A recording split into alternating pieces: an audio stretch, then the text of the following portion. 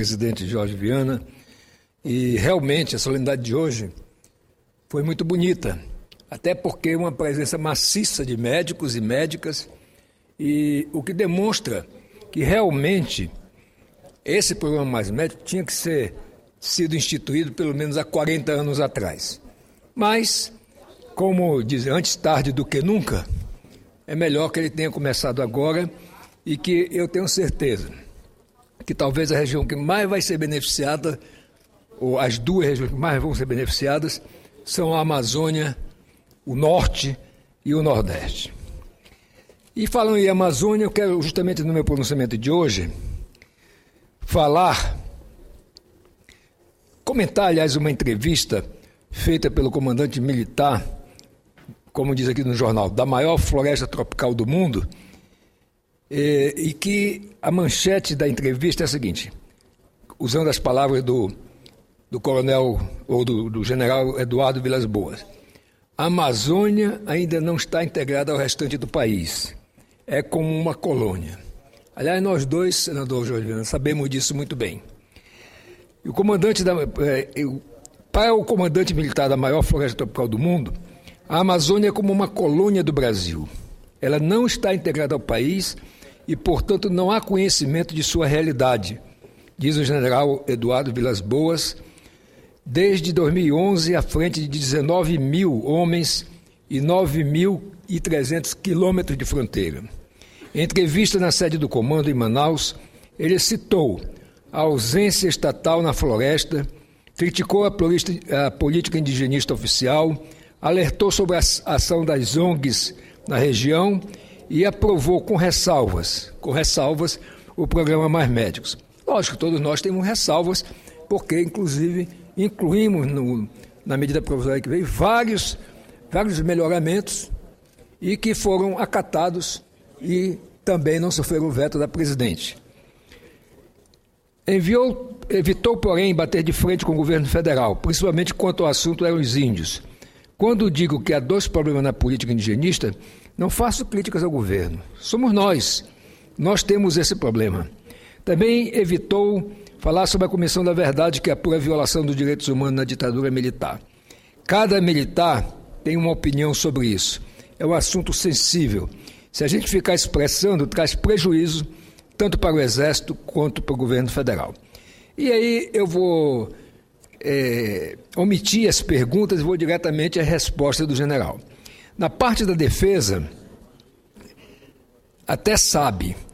Ele perguntou se o Brasília sabe o que acontece na Amazônia. O general diz: na parte da defesa até sabe. O que ocorre é que, em pleno século XXI, o país não completou sua expansão interna. Temos metade do nosso território a ser ocupado, integrado à dinâmica da sociedade. A Amazônia, como não está integrada ao país, não há conhecimento do Sul, da sua realidade e do seu potencial. E é como se fosse uma colônia do Brasil. Ela não é analisada, interpretada, estudada e compreendida numa visão centrada na própria Amazônia. Isso nos coloca numa posição periférica. E aí a pergunta: quais as principais necessidades da população local? Ele diz: as reais necessidades da população da Amazônia chegam ao Centro-Sul de maneira distorcida. Com isso, monta-se uma base de conhecimento desfocada, com soluções não apropriadas à população, principalmente no interior, que não tem necessidades básicas atingidas. Em grande parte, não há nenhuma presença do governo do Estado. Em algumas áreas das Forças Armadas, são essa a única presença. Aí pergunta mais: o material humano e financeiro atual do comando militar é suficiente para monitorá-la? E ele responde claramente: não é suficiente. A partir da Estratégia Nacional de Defesa, em 2008, a Amazônia virou prioridade, mas só de fronteira. Temos 11 mil quilômetros de fronteira. E nossa capacidade de vigilância está basicamente restrita ao fator humano. Monitorar toda essa área só será possível com tecnologia incorporada, cujo sistema de monitoramento está em desenvolvimento e custará 10 bilhões até 2020. Desde 99, o Exército tem um poder de polícia na faixa de fronteira, 150 quilômetros de largura, portanto, da linha de fronteira, a partir da linha de fronteira. Isso estabeleceu nova responsabilidade. Outro aspecto é a grande vulnerabilidade que o país tem, e estamos no século XXI, e um país da nossa dimensão não tem um satélite. Não vamos ter autonomia total enquanto não tivermos nossos próprios satélites. Por isso, esse projeto está no Ministério da Defesa. Aí, perguntado sobre a demarcação de terras indígenas, ele diz: a discussão é importante. Veja o que aconteceu na Raposa Serra do Sol, lá em Roraima, cujos não indígenas foram retirados, expulsos. Foi feita a demarcação e as estruturas econômicas tiveram que sair. Hoje os índios têm dificuldade para encontrar alternativas viáveis. E o que a iniciativa privada proporcionava ali, o governo tem dificuldade de proporcionar.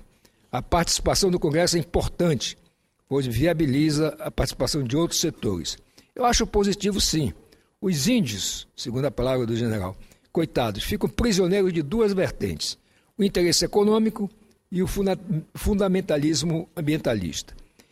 Pergunta também sobre a avaliação que ele faz da política indigenista. Ele fala: há dois problemas, não estou fazendo críticas ao governo. Somos nós, Brasil, primeiro os órgãos que atuam na Amazônia, nessas questões típicas, ambiental e indígena, tem estrutura deficiente. O governo, para ampliar mais ainda, é carente. O segundo aspecto é que a política indigenista é muito geopolítica, isto é, se limita a demarcar terras. Ela se resume praticamente a delimitar terra e os índios ficam confinados nela sem opções de desenvolvimento pessoal. Seria interessante que a delimitação fosse seguida de outro tipo de programa que desse sustentação à vida dos índios. Por maior que seja a terra, a vida do índio não se viabiliza, não se valoriza. Os recursos naturais vão se esgotando. Nossa política está muito homogênea do ponto de vista de não reconhecer diferentes níveis de aculturação dos indígenas. Sobre as ONGs, ele diz: além de tudo que representa, a Amazônia tem um papel muito grande na integração sul-americana. Ela abriga a solução para alguns dos grandes problemas que afligem a humanidade, como água, energia renovável, biodiversidade, mudança climática. Isso tudo justifica essa pressão em torno da Amazônia que faz a opinião pública internacional. Nesta semana, o governo está passando leis no Congresso, estabelecendo mecanismos de controle mais rígido sobre as ONGs. E aqui eu falo, inclusive, fui presidente da primeira CPI das ONGs em 2003 e nós lá já propusemos um marco regulatório para o funcionamento das ONGs que está na Câmara. No Senado foi aprovado relativamente rápido, mas está na Câmara. E, diz o general, principalmente as ONGs do ponto de vista de movimentação financeira. Não é o caso sobre as ONGs do ponto de vista de estigmatizar as ONGs, mas vieram preencher espaços e atender necessidades da população que nem o primeiro, nem o segundo setores têm capacidade de atender. Há coisas fora de controle e a gente fica numa insegurança, não sabe quem são, quais os objetivos. E muitas vezes elas, as ONGs, atuam no sentido contrário aos interesses do governo brasileiro. Aí ele cita um exemplo. Veja a dificuldade para asfaltar a BR-319, que liga Manaus a Porto Velho, que foi construída e falta ser recuperada apenas. Em 2009, o governo brasileiro, o braço brasileiro da ONG americana Conservation Strategy Fund, divulgou estudo afirmando que a reforma da estrada traria prejuízo. É uma rodovia que já existiu, não gerou desflorestamento, não houve prejuízo ambiental, mas o governo não consegue fazer a sua recuperação. É um absurdo. Manaus está conectada à Venezuela, mas não o restante do Brasil, como é o caso também do meu estado de Roraima. É extremamente difícil viabilizar a recuperação dessa rodovia. São forças que realmente têm capacidade de intervir e inibir isso, muito por causa do fundamentalismo ecológico. Não se faz omelete sem quebrar o ovo. Se vou lançar um gasoduto, alguma árvore vou ter que derrubar. É uma visão pragmática. E perguntado sobre o programa Mais Médicos, ele disse, se me perguntar quais são os dois principais problemas da Amazônia, eu diria que é logística e médico.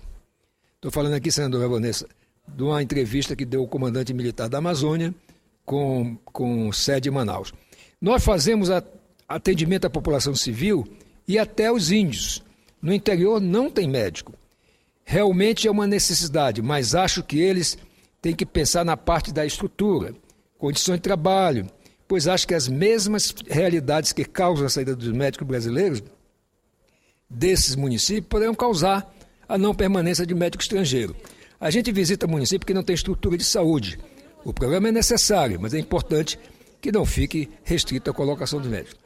Mas tem que também, eu tenho que esclarecer aqui ao general, que na medida provisória nós acrescentamos, aliás, por iniciativa minha, a obrigação do governo, num prazo de 5 anos, de construir, reformar e equipar todas as unidades de saúde, principalmente aquelas unidades básicas, evitando, portanto, o congestionamento nos hospitais.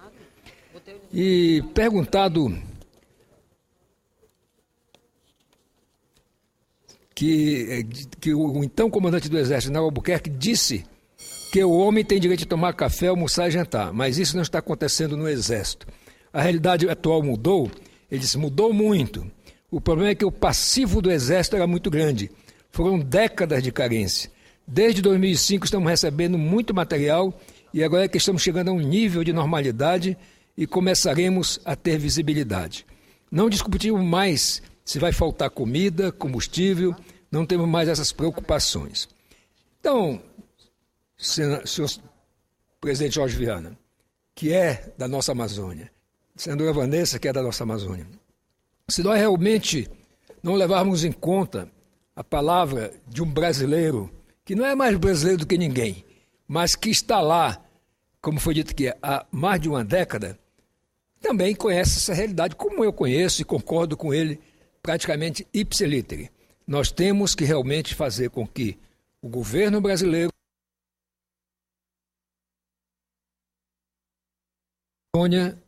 tratando a Amazônia como uma colônia. Mas antes de terminar, quero ouvir com muito prazer a senadora Vanessa. Mozarildo, agradecer a parte que Vossa Excelência me concede para cumprimentá-lo pela oportunidade do pronunciamento. Eu também li com muita atenção a entrevista, a longa entrevista concedida pelo general Vilas Boas, comandante militar da Amazônia, ao jornal Folha de São Paulo. E todos nós estamos sendo procurados, nós parlamentares da região, para falarmos a respeito de algumas citações muito fortes do general, entre elas a que o Brasil trata a Amazônia como colônia. E nós temos que ver isso, senador Mozarildo, do ponto de vista histórico, não apenas agora, mas do ponto de vista histórico. E nesse aspecto, o general tem plena razão. O Estado brasileiro precisa chegar com mais força àquela região. Então, como general, nós estamos muito envolvidos, e Vossa Excelência, na luta para que a Amazônia seja integrada com todos os cuidados ambientais, mas integrada ao processo de desenvolvimento. O Brasil tem que entender que as regras que servem para o Sudeste não são as mesmas regras para o Norte do Brasil. Não pode ser o mesmo recurso para a saúde, o mesmo recurso para a educação, porque sendo igual, ele é menor para a nossa região e chega menos até a ponta, que é o povo ribeirinho, aqueles que vivem lá nos rincões mais distantes. Parabéns pelo pronunciamento, senador Mozarildo. Eu que agradeço a parte de Vossa Excelência, que enriquece e corrobora o meu pronunciamento.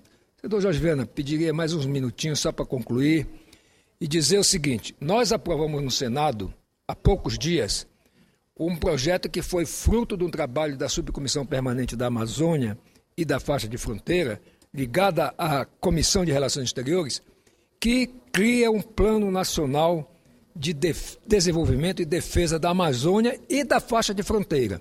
Então é muito importante que esse projeto seja olhado pelo governo para que nós tenhamos um plano de Estado para a Amazônia. Senão, como diz a senadora Vanessa, se formos tratados igualmente, ora, se trata igualmente os desiguais, o que acontece? Os mais ricos ficam cada vez mais ricos e os mais pobres cada vez mais pobres, como diz a canção popular. Mas eu quero, ao encerrar, senador Jorge, registrar a presença aqui no nosso plenário do meu primeiro suplente, Sodré Santoro. Mas eu faço questão de fazer e dizer que é uma honra para mim muito grande estar falando sobre a Amazônia no momento que ele se encontra aqui em plenário. Muito obrigado.